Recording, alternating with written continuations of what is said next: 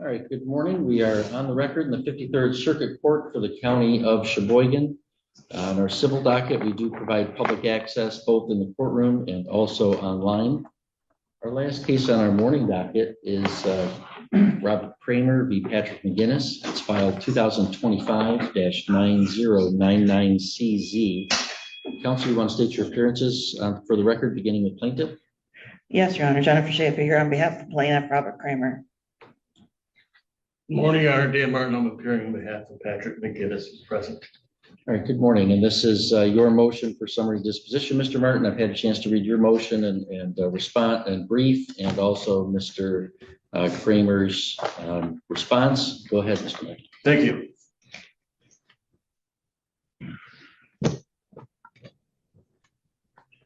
This is a defendant's motion to seek summary disposition of the entire complaint. I start off with words from the plaintiff back in August of 2023, while sitting in his position of the appointed supervisor for Tuscarora Township, where he announced to the world, if you want to be the grit in the oyster that is going to ruin my crown, then take off. My crown meaning only one thing. I'm the king. And take off means the king doesn't want to hear from anyone who doesn't agree with me.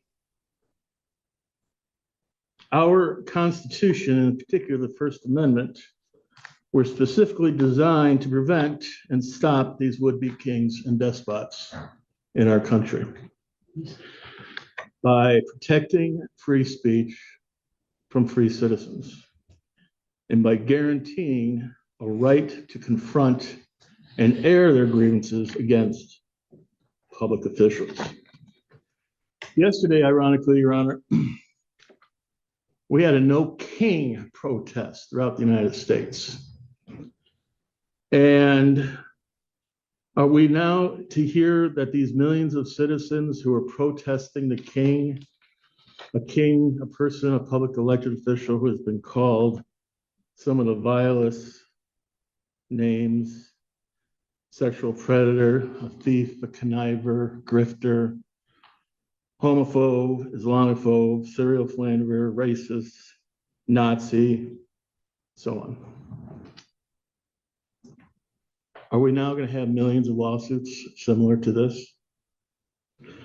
What did the plaintiff think was going to happen when he announced that he's king?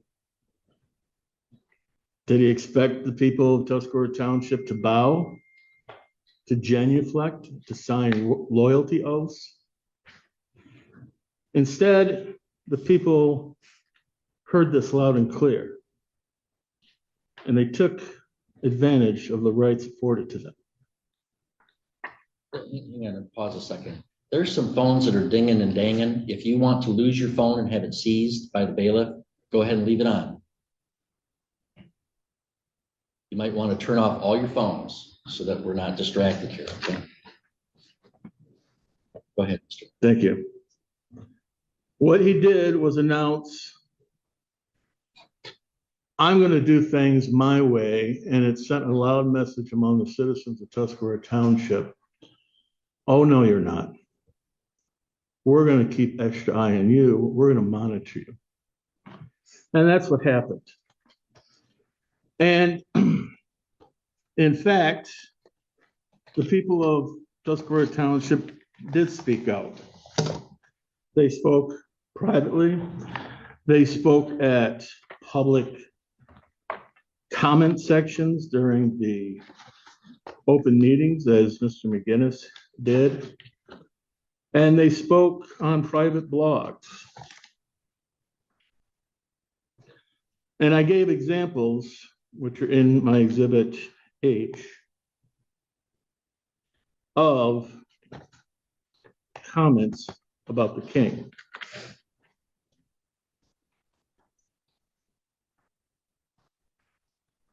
For example, my personal takeaway continues to be that people in power, elected officials, inevitably developed savior syndrome. and begin to pick winners and losers when considering business economic development. Others in 2024. You knew, as did the rest of us, that Kramer had gone in the back room to call the police. So the entire episode appeared to be a setup. What an absolute irresponsible use of taxpayer money. Kay Swanson writes in her blog, Kramer referred to the fantasy REO child. This is unlawful. And this is in Exhibit C. I will not let Mr. Kramer continuously spread lies and negativity. Mr. Kramer continues to lie. Some of the negative comments Supervisor Kramer was flat out lying about in last night's meeting. He is using personal attacks against us and punishing us. For elected officials, deny this right threatens to find balance. That was in reference to cutting people off in public comments. Yep, Ms. Ashford writes, it happened because you all got your friends appointed to these positions. What an autocratic board. The point being is that there are several comments made by the public about this king. And what does he do? He files a complaint. Harassment, yes, but probably to deflect his own problems. He was arrested. He was charged. He was prosecuted. Several of the counts, Mr. McGinnis keeps the public updated on that. He also comments that there are other investigations pending.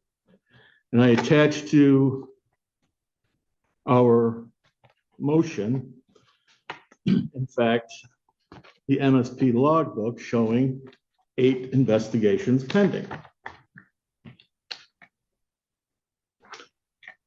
And he is upset because Mr. McGinnis kept telling people, updating them, that he was arrested. Well, Exhibit E is the complaint. Open Meetings Act violation, Open Meetings Act violation. Then this came to fruition, and we attached the deferred prosecution agreement, which he signed January 6th of this year. Shortly thereafter, he filed this complaint. And he complains that he made these statements in an open forum at the public comment. And that's truth. And that's an absolute defense. And there were terms like goon, and that was substantially true. As attached to this motion is his notice of concern that he filed with the Tuscarora Police Department before a hearing, outlining Kramer's relatives and friends were harassing him, pushing him, surrounded him, mob-like. The transcript from the Apple Watch shows exactly what he said, as opposed to what he wrote in his complaint and represented to the court. He quoted, made up a quote, he's sending goons to the house. And in fact, that was never mentioned. And this was made all in the heat of the mob surrounding him after the hearing. Well, the Sheboygan Daily Tribune, they published an article on his arrest, on his charges, with a big headline, Tuscarora Township Supervisor appears in court on charges of violating Open Meetings Act. That's what Mr. McGinnis was reporting.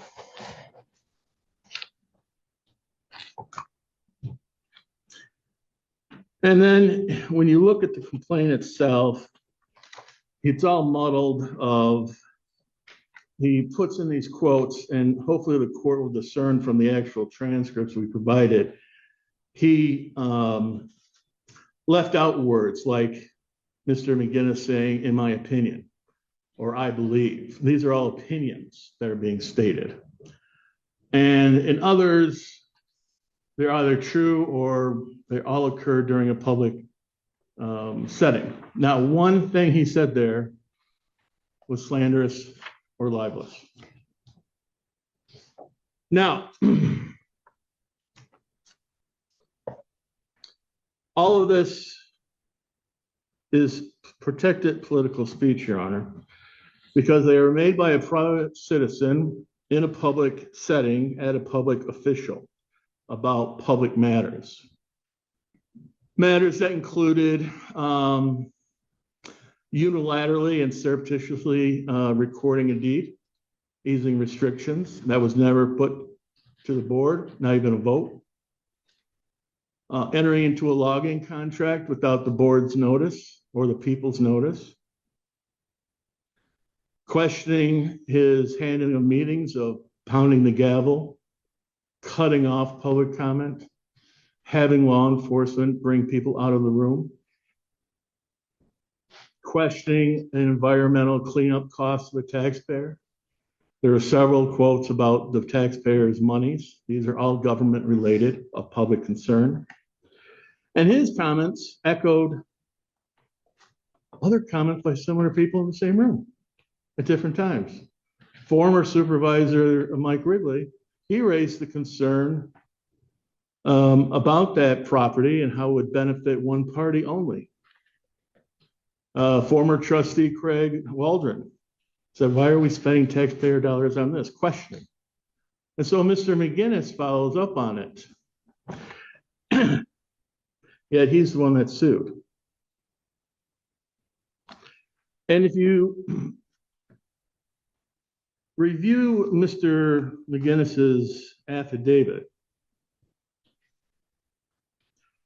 my sole motivations for speaking at public comment time was to ask questions from our elected officials about decisions, proposed projects, tax dollars allocations. When I did not have information, I asked questions. My comments were motivated by a desire to ensure greater accountability of public officials, ensure that local government was more transparent. My comments at public forums were based on public records, police investigations, FOIA documents, discussions with law enforcement, and other public comments from residents. So he did his homework. The failure of the defendant, or the plaintiff rather, to allege, let alone prove anything, nothing in that affidavit has any bearing. In fact, mine's unsigned. But I draw the court's attention to the standard. In considering a motion for summary disposition, a court must consider whether the evidence is sufficient to allow a rational finder of fact to find actual malice by clear and convincing evidence. So this being a privilege, this is a question of law. This is a bench trial, but right now we're to look at a non-moving party if everything is true. So if you assume everything is true in their allegations, his allegations, despite all that, it's still protected speech by the First Amendment, by substantial truth doctrine, by the fair comment rule, and by the Michigan Open Meetings Act. So if I understand your position right, Mr. Martin, you're not arguing today that statements made during the public comment portion of an Open Meetings Act are somehow per se shielded from defamation liability. But you're saying that that's the context that these were given in, but that the statements themselves were squarely within First Amendment commentary. Correct.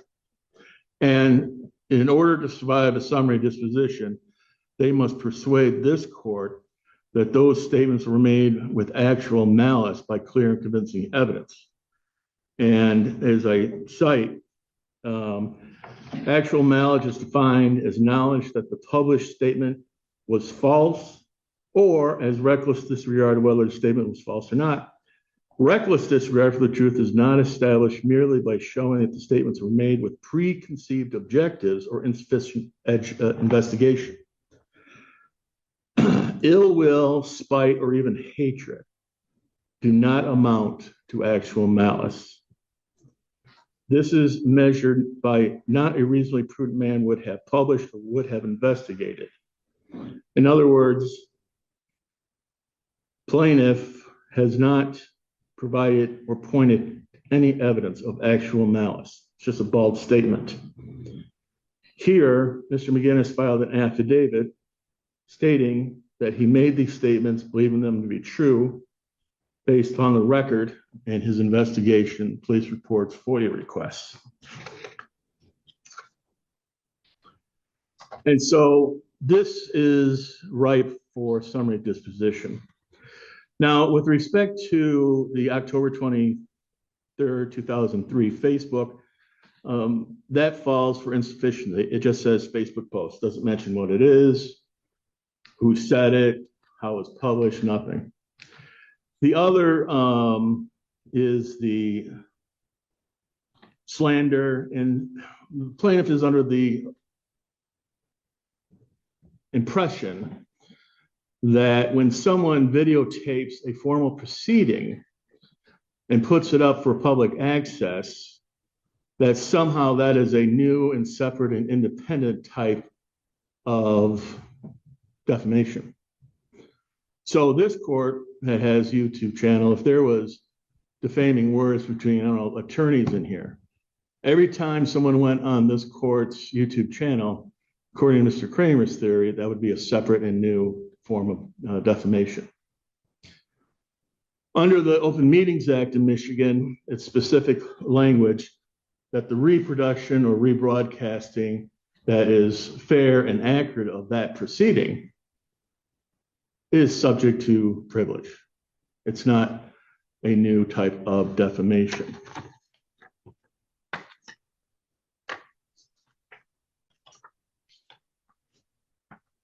And it fails because there's no evidence that Mr. McGinnis ran any YouTube channel. And for those reasons, I'll end with this. Under the actual slander and libel statute, which is 2911, it states, damages shall not be awarded in a libel action for the publication or broadcast of a fair and true report of matters of public record, a public official proceeding, a government notice, announcement, recorded report, generally available to the public. This privilege doesn't apply, however, if that broadcast edits or introduces defamatory content. It says, this privilege shall not apply to a libel which is contained in a matter added by a person concerned in the publication, which was not part of the public and official proceeding. That's different. Here, he's been doing this for 2005 recording. So, Your Honor, in closing, I would ask the court to find that, accepting everything as true, to find that, yes, these matters are true. You were arrested. You are pending charges. You have Mr. McGinnis disagreeing the way he handles proceedings, how he's handling other matters, and just like other people. And say the court, accept everything is true, this is still politically protected speech. It wasn't done in the restaurant or on the golf course. It was done in the forum. And if the court were not to find, the chilling effect would be. Hang on one second. Oh, okay. Mr. McGinnis is having a medical issue. Jane, you know, if this court were to allow this complaint to go forward, if you look at his affidavit, it doesn't do anything. In fact, it goes beyond his own complaint. And we ask the court to grant and dismiss the entire complaint. Thank you. Thank you, Mr. Mayor. Ms. Schaefer? Thank you.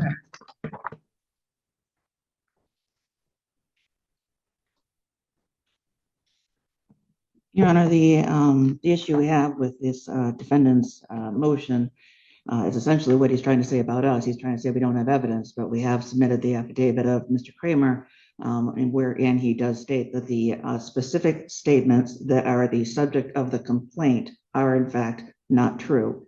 If you just gloss over everything and give a kind of a general standard free speech argument, as Mr. Martin just did, and simply say it's politically protected speech, this would have a chilling effect if they weren't allowed to speak. Other people had complaints too. If you look at it in a broad context like that, it sounds persuasive. The problem is we're not talking about a broad context. What we're talking about are very specific, definite statements of fact that were made against Mr. Kramer. You'll note. Can I ask you, some of those are Yes. pretty broad. Like your count 10 is a government official suing a citizen for saying at a public meeting, quote, the board decided to spend township funds to help a few friends instead of helping all the people. That sounds like rough and tumble political commentary to me. What on earth about that would support the government official suing the private citizen, complaining about the manner in which the public official is guarding the public fisc? Your Honor, that is one statement amongst the many, and that is a difference. That's a count. So you said, are you conceding that count 10 should be dismissed? No, Your Honor, it is. So tell me about count 10. Okay. Why should count 10 be allowed to go forward? Because what is, want to do generals, let's do specific. Yes. Tell me about why I should deny summary disposition count 10. Because it is saying that there is favoritism, that they are helping friends. Sure. So are you saying that every time a public citizen says to the government, gee, I think you're exercising favoritism, that's defamation? No, again, Your Honor, there is a broader context here that in which we can show the malice with which this defendant was speaking. This is a course of conduct over at least 2 years in which these were things that were being said not at a time when they were actually the subject matter of the meeting. This is in the course of these meetings, Mr. McGinnis would attend literally every single meeting, and at every single meeting bring up such things as Mr. Kramer has been charged. And not just that he's been charged, but he's actually, again, if you gloss over and say, well, he was just updating the public on the fact that this trustee had been charged or something, that's not it at all. What he did was he went and he actually stated that Mr. Kramer had 6 to 8 more charges coming, that there were investigations again. There were investigations. There were not the amount or the type that Mr. McGinnis was suggesting. What he was suggesting is that there were indictments. He actually stated that Mr. Kramer was under indictment. That's a felony, it's not misdemeanors. He was never convicted of anything. Okay, Your Honor, I would object to that as Mr. Indictment is not a felony, unless you can provide authority. Right, but I mean, the investigations, there were, I mean, you concede, right? I'm looking at the Department of State Police incident report that outlines numbered 1 through 8, the other 8 investigations, right? So to say there were 8 other investigations into Mr. Kramer's conduct on the board, that's true, right? In terms of stating that he is actually, that it is Mr. Kramer being under investigation for, again, these are, he actually stated these charges will not be simple misdemeanors, that they are going to be felonies. And so again, we have the situation where it's not just saying that there are investigations out there, but that they are in number much greater than what there actually were, making it sound as if there is, again, a whole criminality surrounding Mr. Kramer, when in fact what occurred was simply a state police investigation, which was actually instigated by Mr. McGinnis's wife and another board member, former board member, that stated that there was a violation of the Open Meetings Act, which is simply a misdemeanor. And in fact, there was never any conviction. A deferred prosecution is basically saying on both sides, you know, we don't have anything here. We're just going to wait and let it go away. So again, we're looking at an overall context. That is just simply not true. A deferred prosecution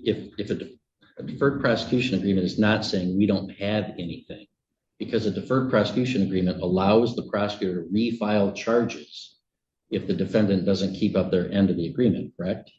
That would be correct, Your Honor. So a prosecutor's not going to enter into an agreement that says, we don't have a case, but we're going to rebring a case. That'd be illegal and unethical.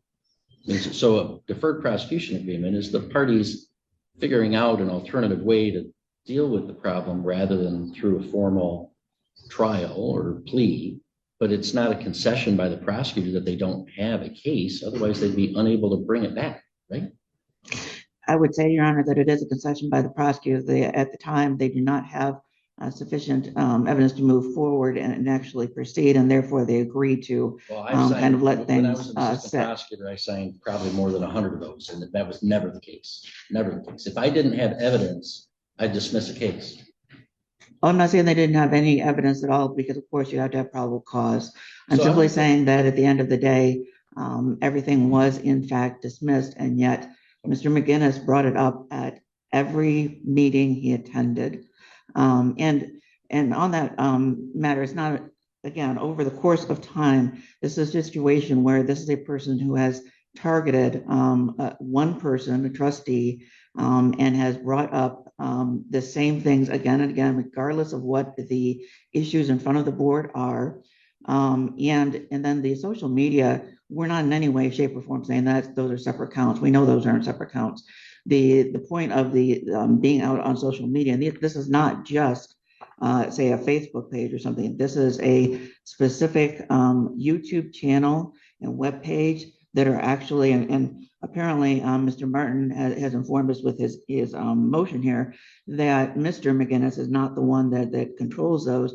And they've acknowledged in the police report that it's Mrs. McGinnis that actually controls those. And we're going to ask the court to allow us to amend to add Mrs. McGinnis, because she is the one that then takes all of these statements that Mr. McGinnis is making in the township meetings, publishes them on, again, not just a Facebook general page, but actually publishes them on what they call Tuscarora Talks Back, and also Indian River Flows. And we're not talking about those being separate counts. What we're saying is that goes to damages. It amplifies the damage being done to Mr. Kramer's reputation, because it's not simply people that are going to a single township meeting and that hear one single comment. It is a situation where every single meeting, his credibility, his reputation are being attacked, calling him literally a criminal, calling him unethical, doing favors for his friends again and again. And that's where, in a vacuum, again, if you don't look at the actual, I don't think I heard Mr. Martin, go through the actual statements in the complaint, and instead tried to say that, we took them out of context. But frankly, if you go and look at the complete statements that Mr. Martin attached to try to say that we were taking something out of context, they actually make it worse. There are more statements in there that are defamatory that aren't even, included as part of what we put in the count. Can I ask you, again, I'm drawn to count 10 just as an illustration. The board decided to spend township funds to help a few friends instead of helping all the people. And your position, your client's position, is that by accusing a public official of favoritism, that's unethical conduct and a citizen can be sued for defamation. I mean, in a small town, we all know lots of people, right? So I have people in front of me all the time that I have some acquaintance with. I know who they are. They know me. I mean, I recuse when it's like a close friend, but there's plenty of folks that I know that don't meet that level, right? So if I make a ruling in a case, there might be people out in town that say, you know what, the judge ruled for that guy because it's his buddy. And they could be completely wrong. That could be a false statement accusing me of being unethical in who I rule for. I've never ruled for somebody because it's my buddy. But if somebody goes out there and says, well, gee, Judge Gauthier ruled for that person because it's his buddy, can I sue that citizen for making that comment about me? I understand that that's kind of your position. My position is that when you make specific statements that are factual statements, not statements of opinion, but of actual fact. Well, of favoritism, that they're spending money to help friends instead of all the people. And again, how is that different than he ruled for this person as favoritism to his buddy? In your scenario, Your Honor, I guess the difference is that you have to look at it. It's not a matter of the statement in a vacuum, just a single statement in a vacuum. It is an overall context to a case. And so here, I'm struggling with that because you're telling me that Mr. Martin looked at everything in general and you want to look at things specific. But when I ask you about specifics and ask you to defend it, you ask me to look at the general. So I still don't hear anything from your argument that would defend count 10. as for count 10, Your Honor, again, we do contend that it is defamatory to make a statement of fact that someone is engaging in favoritism for a particular friend. In terms of that particular count. Every state legislature might want to get their attorneys on retainer to start filing lawsuits then, because I think wouldn't you say that's a fairly common statement in the American political history for citizens to complain that the folks spending money is spending it to favor people that they like or that donated to them or whatnot. What about this is sort of unusual beyond the pale of just normal citizen griping about government? I would have to say that in including that as a count, our view of it, and the reason we believe it is defamation. Again, in a vacuum, it may not rise to the level of someone thinking that it's important enough to go and actually file a lawsuit over just one single statement in a vacuum that is nothing more than that. But in this particular case, we're talking about so many statements that are in fact untrue and defamatory. That's one of them. And again, I would not suggest that someone if a citizen came to a legislative proceeding and simply said that one thing, one time, that's it, then certainly it might be technically defamatory, but it wouldn't be something that they would then go and hire an attorney and sue over, because that's simply not worth it and it's not very important.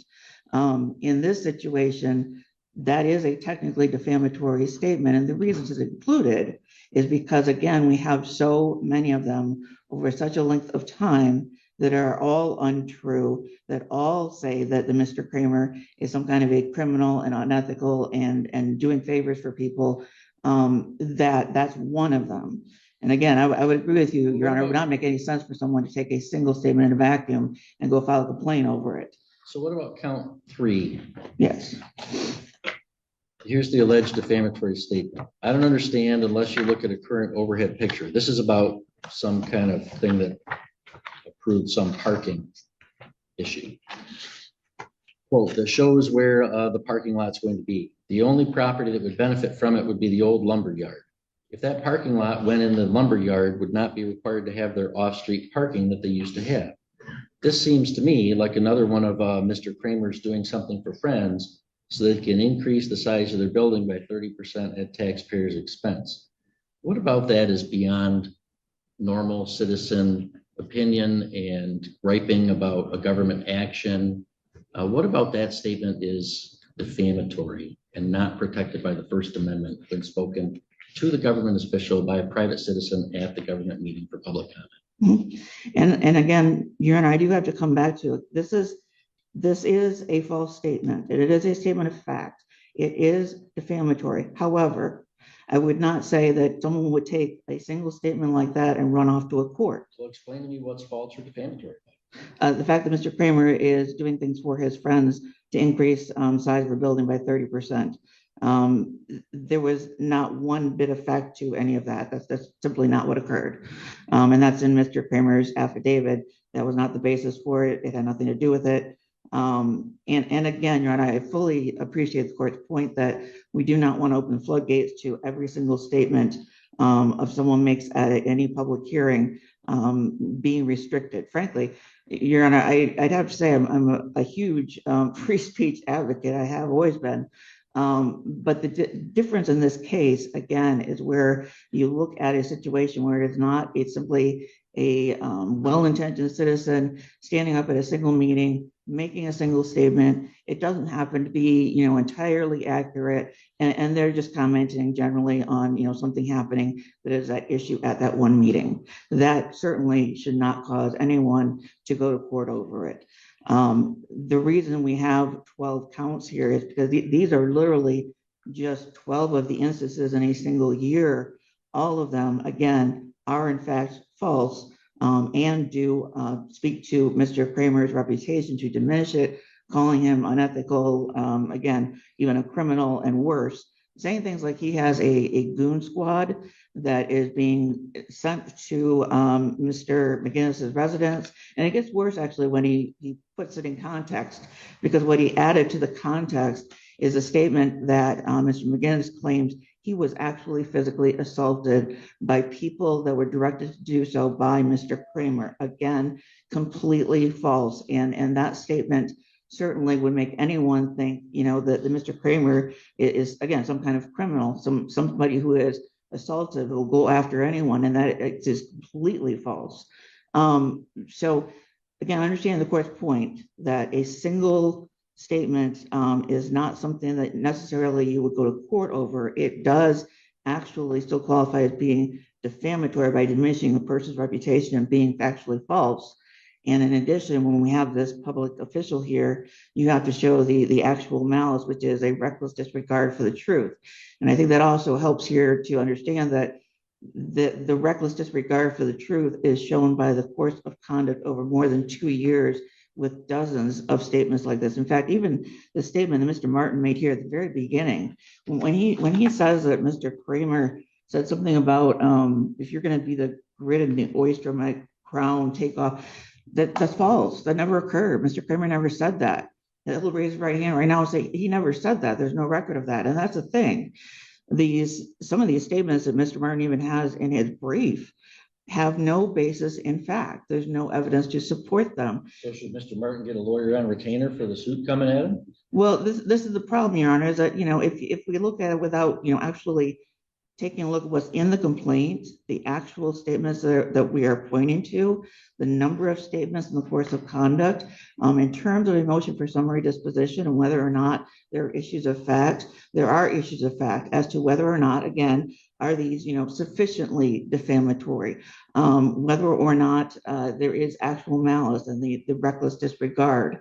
So in terms of that, I believe that the court should not grant a summary disposition because, and here's another thing too, is that we've not had, they've not asked for any discovery at all.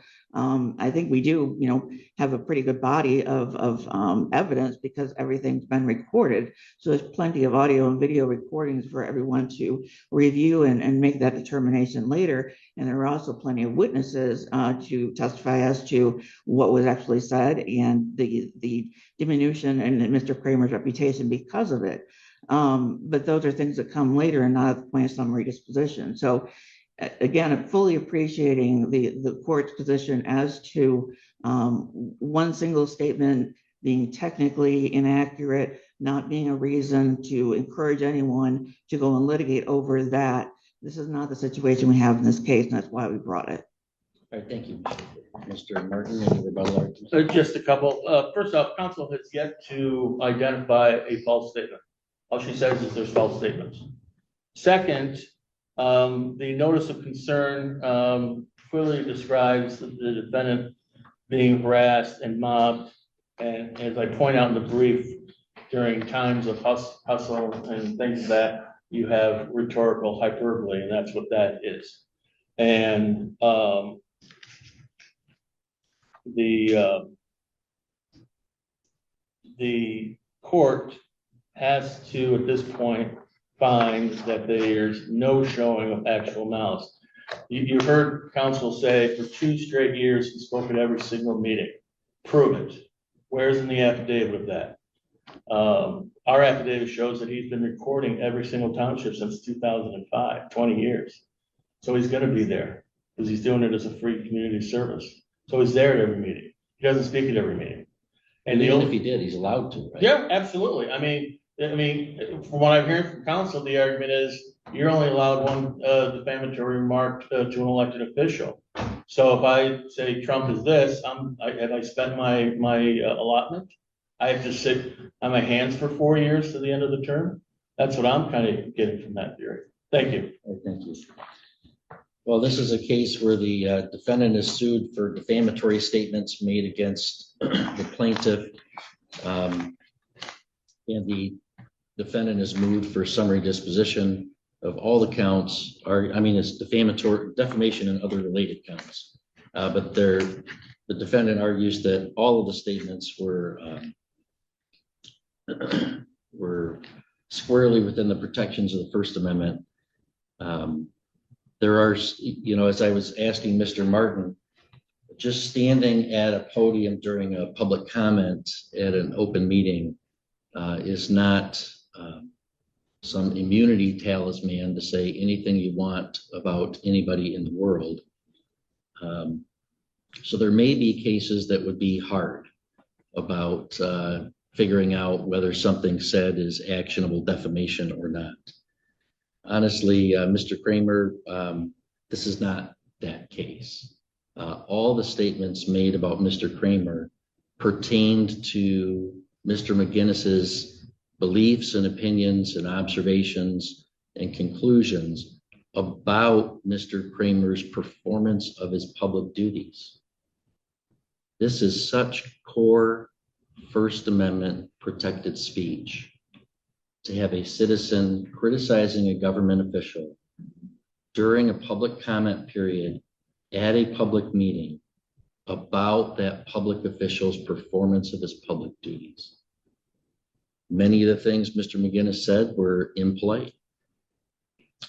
You may even take issues with, how they were maybe mischaracterizations of things, but it's really troubling to this court that a citizen saying, I think this public official is showing favoritism toward his friends, that then that citizen needs to be in fear of being sued, brought to court, paying a lawyer, defending themselves. I think that would have a significant chilling effect. This is normal political discourse. And in fact, there were Open Meetings Act violations that Mr. Kramer was charged with. In fact, there were 8 other investigations. Whether they would come to pass or not, people may have different views on that. But I think it's fine for a citizen to point that out to folks. There are, I'm sure, people who say lots of impolite things about me out in the community and publicly and online. And I've been made aware of some of those statements. And people have accused me of some crazy conspiracy stuff. Absolutely insane. But when you're going to take an oath to public office and uphold the Constitution, you have to be pretty thick-skinned and know that people are going to say impolite things about you. They might say false things about you. But where they pertain to your performance of your public duties, you just got to grin and bear it and do your job. And that the government should not be suing the citizenry for complaining about the government. This is not a hard case for me. This is exactly that case. So therefore, I am granting the defendant's motion for summary disposition in full. Mr. Martin, you can submit. Thank you. Thank you all very much. And that will conclude our morning docket.